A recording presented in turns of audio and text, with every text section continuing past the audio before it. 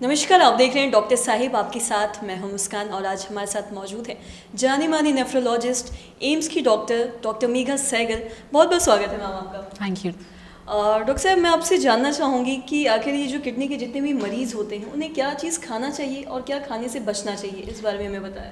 तो ये बहुत ही उम्दा सवाल है बिकॉज मेरे पास जितने भी मरीज़ आते हैं, ओपीडी में आते हैं, सबका यही सवाल होता है कि हम क्या खाएं और क्या नहीं खाएं।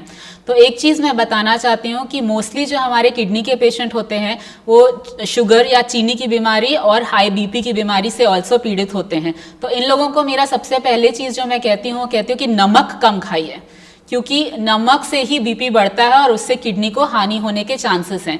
इसलिए हमेशा उनको कहा जाता है कि खाने में नमक कम खाइए और ऊपर से नमक नहीं डालने का। और अगर ऐसी कोई चीज़ है जिसमें ऑलरेडी ज़्यादा नमक हो, जैसे कि अचार, पापड़, चटनी, ये सब खाने से हम उनको मना करते हैं। और जो रेडीमेड फूड होते हैं जिनमें नमक प्रिजर्वेटिव की तरह यूज़ होता है, उनको भी खाने से मना करते हैं। तो एक नमक जो चीज़ है वो हम बिल्कुल मना करते हैं। दूसरा, हम लोग बोलते हैं, कभी कभी पेशेंट आते हैं कि नमक नहीं तो काला नमक या सेंधा नमक। ये भी बहुत गलत धारणा है बिकॉज काला नमक में पोटेशियम ज़्यादा होता है और किडनी से इसमें प्रॉब्लम हो सकती है।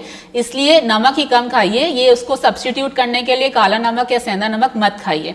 तीसरी चीज़ है कि बहुत सारे किडनी के पेशेंट को लगता है कि उनका प्रोटीन ज़्यादा किडनी से निकल रहा है तो प्रोटीन कम खाना चाहिए, इसके लिए वो दाल और पनीर वगैरह बंद कर देते हैं। तो ये भी बिल्कुल गलत धारणा है।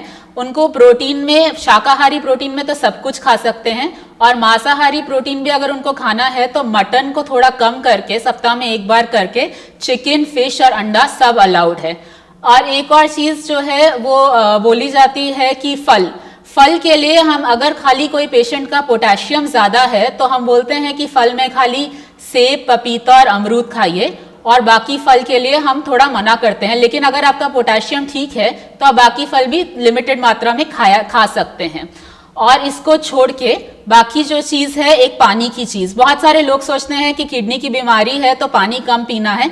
ऐसा नहीं है। अगर आपका पेशाब ठीक आ रहा है तो आप नॉर्मल मात्रा में पानी पी सकते हैं, लेकिन या अगर आपका पेशाब पूरे दिन में 1 लीटर से कम आता है तो फिर हम बोलते हैं कि उतना ही पानी पीजिए जितना पेशाब आ रहा है, बिकॉज नहीं तो आपका पानी जम जाएगा बॉडी में। इन सब को छोड़ के बाकी ज़्यादा रिस्ट्रिक्शन हम लोग खाने में नहीं कहते हैं। नॉर्मल खाना खाइए, दवाई टाइम पे खाइए, नमक कम खाइए बस, और रेगुलर एक्सरसाइज करिए। इतना ही करेंगे, इससे आपकी किडनी पे काफ़ी इम्प्रूवमेंट हो जाएगी। और साथ ही ये भी कहा जाता है कि जितने भी किडनी के मरीज़ हैं उन्हें पानी थोड़ा कम मात्रा में पीना चाहिए, तो ऐसा है? यही मैं एक्सप्लेन कर रही थी कि पानी कम उन लोगों को ही पीने के लिए बोलते हैं जिनका पेशाब कम आ रहा है, क्योंकि अगर उनका पेशाब कम आ रहा है तो पानी बॉडी में जम जाएगा। तो हम उनसे पूछ लेते हैं कि आपका पूरे दिन में कितना पेशाब आता है। यदि वो लोग बोलते हैं कि हमारा पूरे दिन में आधा लीटर पेशाब आता है तो हम लोग बोलते हैं कि ठीक है, फिर आप 1 लीटर से ज़्यादा पानी मत पीजिए, नहीं तो फिर उनका पानी पूरी बॉडी में जमना शुरू हो जाएगा। तो पेशाब के हिसाब के मात्रा से ही हम उनको पानी का बोलते हैं। अगर पेशाब ठीक आ रहा है, 1 लीटर से ऊपर आ रहा है, तो हम बोलते हैं 1 लीटर तक पानी पी लीजिए। बाकी तो पानी का रिस्ट्रिक्शन इतना नहीं है। अगर वो डायलिसिस में है तो वैसे भी हम पानी निकाल ही देते हैं डायलिसिस के थ्रू।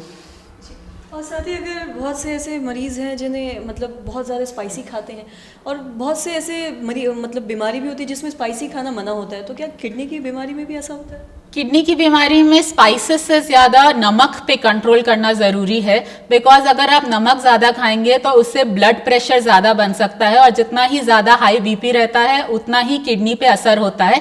इसलिए हम हमेशा अपने पेशेंट्स को कहते हैं कि नमक कम खाइए। स्पाइसेस में वो लोग मिर्ची वगैरह खा सकते हैं, बट नमक और नमक वाली चीज़ों को कम खाना चाहिए। बहुत बहुत शुक्रिया ये तमाम जानकारी देने के लिए आपका। Thank you. तो आशा करते हैं आप समझ गए होंगे कि जो भी किडनी के पेशेंट्स हैं उनको समझ आ गया हो कि क्या चीज़ उन्हें खाना चाहिए और क्या खाने से उन्हें बचना चाहिए। तो आशा करते हैं तमाम जानकारी आपके लिए महत्वपूर्ण रही हो। तो आज की इस वीडियो में इतना ही। अगर आपने अब तक हमारे चैनल को सब्सक्राइब नहीं किया तो तुरंत कर ले, साथ ही हमारे फेसबुक पेज को लाइक करें। वीडियो देखने के लिए आपका धन्यवाद।